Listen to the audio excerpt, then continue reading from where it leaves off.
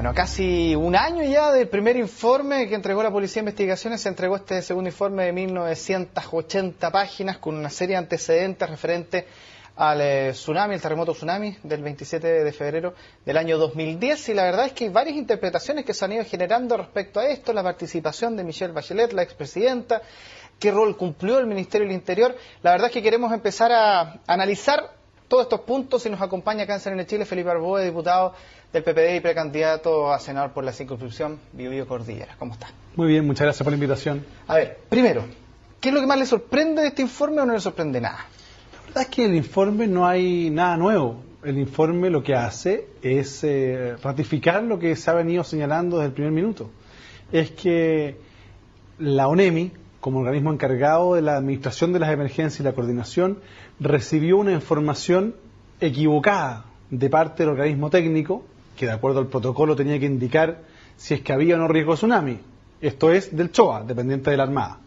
Y en segundo lugar, lo que hace este informe es hacer una cronología de los hechos, donde, creo yo, algunos intentando interpretar antojadizamente el informe, con el objetivo de causar daño electoral a la expresidenta Bachelet, intentan crear la sensación de que habría diferentes versiones, cuando en realidad es exactamente la misma versión en la primera declaración, en la declaración ante la Comisión Investigadora de la Cámara de Diputados, que presidió el diputado Jorge Ulloa, y la segunda declaración voluntaria de la expresidenta de la República. La presidenta dice que estaba al mando desde el punto de vista político. Obvio, pero eso es obvio. ¿Que no es lo mismo que ser responsable políticamente o sí? No, pero lo que pasa es lo siguiente, si los presidentes de la República tienen el mando político mientras ejercen su cargo, pero eso no significa que tengan la obligación ni tampoco la facultad de intervenir en los procedimientos operativos de coordinación de las emergencias. Y esto se lo digo con experiencia personal. Fíjese que a mí me tocó coordinar 7 emergencias mientras fui subsecretario del Interior. Y llegaban los ministros de Defensa, los ministros de Obras Públicas, de Educación, pero el que tenía que coordinar esto era la ONEMI, y particularmente el Ministerio del Interior. Y cuando llegaba la presidenta de la República para informarse de la situación y para ponerse a disposición de ayudar lo que correspondiera, bueno, el que seguía el mando del asunto era el Ministerio del Interior. ¿Por qué digo esto? Porque una cosa es ejercer el mando político y otra muy distinta es tener el mando operativo. De acuerdo a la ley y de acuerdo a los protocolos, el mando operativo de las emergencias recae en el Ministerio del Interior, no en el presidente o presidenta de la República. Le voy a poner un ejemplo. El día 30 de diciembre del año 2011 se produjo el incendio de Torres del Paine. Y los medios de comunicación reprodujeron las palabras del presidente Piñera desde la oficina de la ONEMI, él anunciando la zona de catástrofe para la provincia de Última Esperanza. El presidente de la República estaba ejerciendo el mando político, pero no la coordinación operativa. La coordinación operativa la tenía la ONEMI y CONAF, que en ese caso estaba a cargo de toda la operación práctica del control del incendio. De otra forma, en el caso de Chaitén, que usted bien señalaba, el organismo que nos señaló a la ONEMI y al Ministerio del Interior que se iba a producir la erupción del volcán Chaitén fue el organismo técnico que de acuerdo al protocolo correspondía, es decir, el CERNA-GEOMIN. Ellos, con el Departamento de Sismología, nos dijeron, mire, acá hay peligro de erupción y por tanto hay que realizar alguna acción de evacuación. Y la decisión la toma el Ministerio del Interior. Entonces yo creo que acá lo que ha habido es más bien una mezcla entre ignorancia de algunos y también de mala fe de otros, que han intentado crear una polémica artificial, además, creo yo, aprovechándose y manoseando el dolor de los familiares de las víctimas, porque cada vez que se habla de esto y se vuelve al tapete, aparecen declaraciones cada vez más rimbombantes de algunos parlamentarios que de manera muy irresponsable han llegado incluso a manosear el dolor de los familiares de las víctimas, cosa que es completamente deleznable. Pero ¿es posible no hablar de esta frase tan manoseada que es la responsabilidad política para arriba, responsabilidad política para abajo después del terremoto 27F, cuando en ese momento, en la madrugada del 27 de febrero, en la ONEMI estaban conjugándose personas del mundo técnico con personas del mundo político? Pero lo que pasa es que... Porque, sí, claro, y ahí uno entra en, bueno, la responsabilidad, ¿qué tipo de responsabilidades hay? Es que lo que pasa es que, ojo, porque la administración del Estado es mixta. Hay funcionarios de cargo técnico y otros de cargo político. Y ambos tienen que confluir y tienen que tomar buenas decisiones. Y una buena decisión se toma sobre un buen diagnóstico. ¿Quién hace el diagnóstico? Los técnicos.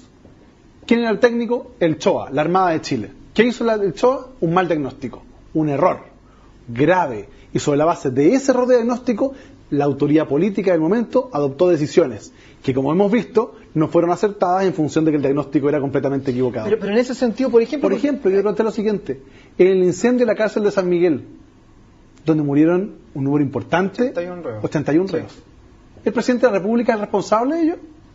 ¿Se nos habría ocurrido plantear eso? ¿O el exministro Bulnes, que había sido premiado con la embajada de Estados Unidos, es el responsable de la muerte de los reos? Yo creo que no. No, pero es que se lo pongo en el escenario porque, por ejemplo, en el informe habla, y lo voy a mirar, en que entre las 4.50 y las 6.55, todo esto supuestamente de datos entregados por el equipo policial del subcomisario Luis Orellana, habla de que al menos habría 9 informaciones relacionadas con Tsunami o Juan Fernández que habrían llegado en teoría, al parecer, porque todo esto a los NEMI. Entonces uno dice, bueno, si existía este rumor, existía esta posibilidad, ya a las 4 y algo de la mañana, políticamente se debería haber tomado otra decisión independiente de que lo técnicamente no me esté entregando la información oficial, porque hoy sabemos de que la orden es evacuar apenas se sepa que el terremoto, hay un sismo de grado tanto en las costas chilenas y por lo tanto las policías y bomberos todos después del 27F tienden a evacuar hacia las superficies cuando viene la orden mayor. En ese momento políticamente ¿podría ser una opción o era un riesgo mayor desde el punto de vista legal también? O sea, siempre es una opción, pero lo que ocurre, a ver, todos somos generales después de la batalla. Obviamente. A mí no me tocó estar ahí y la verdad es que yo viví el terremoto como un ciudadano más, digamos, gracias a Dios no afectado como otras personas. Pero cuando uno comienza a hacer juicios posteriores, tiene que ponerse en el lugar de la autoridad que estaba ahí. A mí me tocó tomar decisiones en otras emergencias que probablemente pudieron haber sido mucho mejores. Pero en ese minuto uno asume la responsabilidad de tomar un conjunto de decisiones y lo que hace es recoger información de diferentes lados, pero nunca puede desautorizar al organismo que todos suponíamos que era especializado. Porque aquí la imagen de la Armada de Chile era estupenda, pues. Todos decíamos, oiga, la Armada de Chile son personas muy serias, muy responsables. Pero desautorizar solamente por un tema de riesgo desde el punto de vista legal porque no es la acción correcta, o desautorizar por un tema de imagen. ¿Por qué? No, desautorizar porque es lo que corresponde. Para las emergencias se requiere la sujeción estricta a los protocolos. Si cada institución se pone creativa y empieza a tirar soluciones en la mesa, esto es un desorden. Aquí hay protocolos que cumplir. Desorden. Claro, pero había protocolos que cumplir. Y el protocolo indicaba que quien señalaba a la autoridad, en este caso que tenía que decidir, que era la ONEMI, si había o no riesgo de tsunami, no era ni el presidente de la República, no era el ministro del Interior, no era el ministro de Educación, no era el general de Carabineros, no, era el CHOA. Y el CHOA dijo, señores, no hay riesgo de tsunami. ¿Fue un error? Cierto que fue un error. ¿Ese error trajo una cadena de errores posteriores? Por cierto, que finalmente termina con el desenlace fatal para un conjunto de compatriotas. Entonces a mí lo que me preocupa es que más bien cada vez que salen estos informes se produce un debate politiquero entre parlamentarios que con tal de salir un poquito en la tele dan frases rimbombantes, imputan responsabilidad, anuncian querellas que nunca llegan por lo demás porque es para salir en la tele y después desaparecen, pero no se dan cuenta que detrás de eso hay un descrédito de la política porque lo que corresponde en estos casos es que la política guarde silencio y respete las instituciones. Si aquí hay una investigación judicial, lo que yo quiero para este país es que la Fiscalía pueda investigar de manera autónoma, que los jueces tengan la posibilidad de escuchar los elementos de prueba y sancionar. No que la política se meta en esto. Si ya hubo comisión investigadora, que fue vergonzoso lo que hizo el diputado Cristian Letelier, de lo más vergonzoso que yo me acuerdo en la historia del Parlamento después del 90, tanto así que sus propios parlamentarios le dieron la espalda y votaron en contra del informe de la comisión investigadora. Entonces, yo creo que es hora que la política se ponga pantalones largos y dejemos que las instituciones funcionen. Eso es lo que corresponde, en este caso y en otros. Pero, diputado, ¿hay información que aún no se sepa? Se lo pregunto directamente. ¿Cómo quedó la Armada después de esto? A ver, yo creo que la información que ha salido hoy día en los medios de comunicación habla de eventuales formalizaciones también a miembros de la Armada. Yo creo que efectivamente, desde el punto de vista de imagen, ciertamente el CHOA quedó muy debilitado y la Armada también. O sea, cuando uno observa el nivel de daños que tuvo en Talcahuano, Asmar y compañía, que se supone que la Armada tenía que tener los antecedentes suficientes para saber si venía o no un tsunami, y no los tenía, cuando nos enteramos que el operador de turno aparentemente no hablaba inglés y por tanto no entendió lo que le decía la persona de Hawái, o sea, tenemos un problema serio. Y más que buscar los responsables, que eso es labor de la justicia, lo que a mí me interesaba, y me interesa todavía, es establecer cómo somos capaces de crear un sistema que evite que frente a una nueva emergencia pase lo mismo. Y se lo digo con preocupación. ¿Sabe por qué? Porque hace pocos días atrás escuchamos que el Departamento de Sismología de la Universidad de Chile acusaba que la ONEMI tiene guardados todavía, 3 años después, los equipos sismológicos. O sea, podría ocurrir lo mismo y no se enterarían. 3 años después. O sea, cuidado. Las emergencias llegan y no se anuncian. Lo que tenemos que hacer es buscar alternativas entre todos. Yo no tengo idea si los afectados son de uno u otro lado. Los que estamos en la vía pública tenemos la responsabilidad de ayudar a que estas cosas no vuelvan a ocurrir. Y ojalá nos preocupemos de lo importante, es que los familiares de las víctimas sean debidamente indemnizados. ¿Vamos a una pausa? Vamos a una pausa y ya volvemos con esta conversación.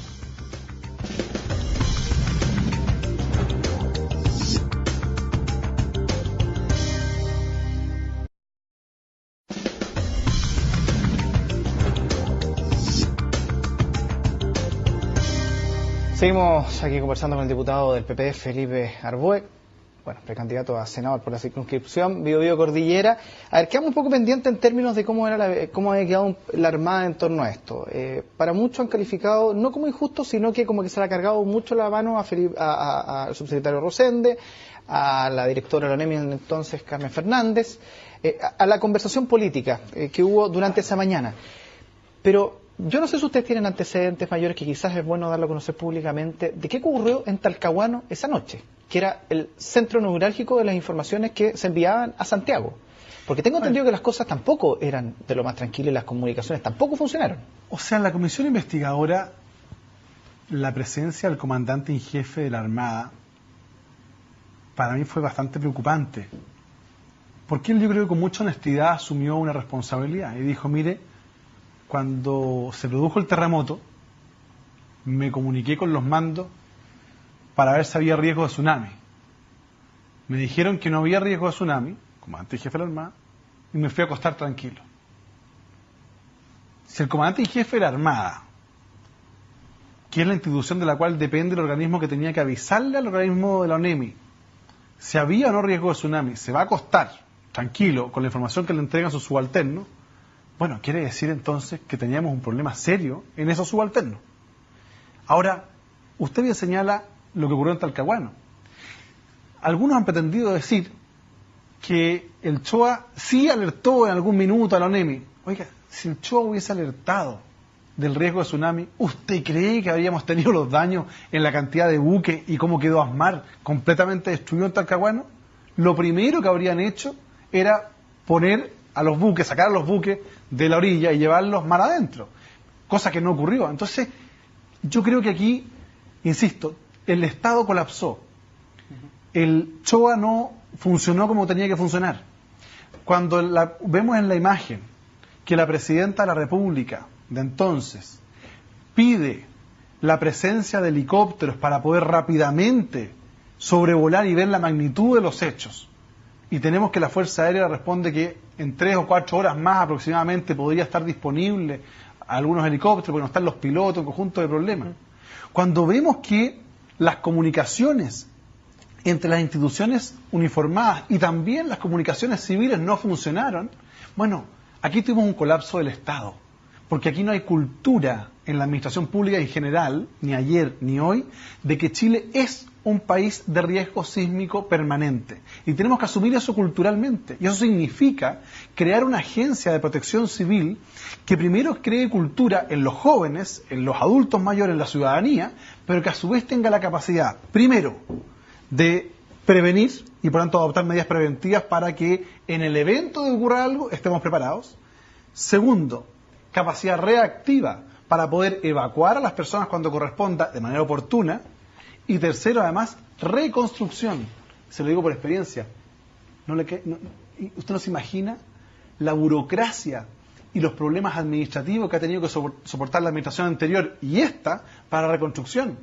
El Estado de Chile, la administración pública, no está preparada legalmente para reconstruir de manera rápida, porque hay un conjunto de trabas administrativas destinadas a cuidar el dinero de todos los chilenos, pero que en materia de emergencia debían tener ciertas excepciones. Y yo creo que hoy día no estamos preparados. Y eso es lo que yo creo que uno tiene que aportarle al país. Pero ¿cómo se puede cambiar una cultura poniendo el siguiente escenario que para mí por lo menos me preocupó mucho conversando con un mecánico de un buque ese día que estuvo en Talcahuano esa noche en la madrugada en un buque mar adentro, donde vieron cómo pasó la ola e ingresó hacia el mar, y si no es por la comunicación de un buque japonés que avisaron de Japón de que había que desanclar para ir mar adentro, habrían terminado con el buque incrustado entre medio de las casas. Cuando ellos llamaban a la Armada a Talcahuano y nadie contestaba, y hemos sabido por los informes también ahora, de que resulta que habían dado la orden de evacuar la zona en vez de ir a proteger. A esa misma hora veíamos a una presidenta Bachelet con otro grupo de personas analizando si es que había un tsunami cuando habían muerto miles de personas. Y empezamos a conocer una serie de antecedentes. El tema de la reconstrucción. Por ejemplo, demora en certificado de inhabilidad de Comité de Vía Galilea, que usted estuvo hace un tiempo atrás en Chillán también, donde hay personas que ni siquiera van a poder optar a viviendas, van a tener que poner plata a sus bolsillos para poder hacer. Entonces, a ver, uno dice después de 3 años, ¿qué ha pasado con la clase política? ¿Qué ha pasado con la administración? ¿Qué ha pasado con las instituciones en torno a aprender de un desastre como este? Yo creo que la política no ha estado a la altura del desafío del Estado. Aquí se debió, y ese es el sentido original de la comisión investigadora, era proponer al presidente una institucionalidad, tanto desde el punto de vista de la arquitectura administrativa, pero también de la arquitectura jurídica, para liberar de procedimientos y poder acelerar los procesos, pero también para estar preparados. Y nada de eso ocurrió porque al final un grupo de parlamentarios prefirió más bien irse en la pequeña rencilla política. Y nosotros dijimos, para eso no estamos disponibles. Fíjese que usted bien decía, el caso de la Villa Galilea. 300 familias que tenían lista su vivienda. Listo, el terreno comprado, los fondos asignados, listo. Se produce el terremoto y lógicamente el gobierno prioriza a otros, los damnificados. Pero cuando empezamos a dar cuenta que entre los damnificados hay gente que el marido y la mujer tienen vivienda y resulta que le empiezan a arrendar y esta gente queda afuera, y después lo peor de todo es que el municipio de Chillán demora de manera incomprensible el certificado de inhabitabilidad. El Cervi y la región del Biobío hace lo mismo. 300 familias que todavía no tienen sus viviendas y por negligencia administrativa. Entonces, y esto no es una denuncia, esto es una constatación de realidad que debe repetirse en muchos lugares. ¿Esto es negligencia o ya es otro tipo de calificativo de la forma como está operando? O sea, yo creo que es negligencia. A ver, aquí hay un informe de la Contraloría, lapidario, para el Cervi y la región del Biobío y también para la Municipalidad de Chillán, que le ordena instruir sumario. Entonces, aquí estamos defendiendo a familias. Yo no tengo idea de esas familias piensan A, B o C, me da lo mismo. Es gente que tenía derecho a su vivienda y producto de la negligencia del alcalde de Chillán y del director del Cervi y la región del Biobío, hoy día siguen, después de 3 años, esperando su vivienda. A mí me interesa ser parte de la solución. Entonces lo que yo digo es, ¿cómo buscamos alternativa de solución? Hablé con el ministro de Vivienda. Ministro, oiga, acá hay un problema. Disponible para ayudar. Pero ¿saben qué? Vamos acelerando las cosas porque de repente todavía hay gente que está sufriendo. Última pausa. Ya volvemos. No, el tema del...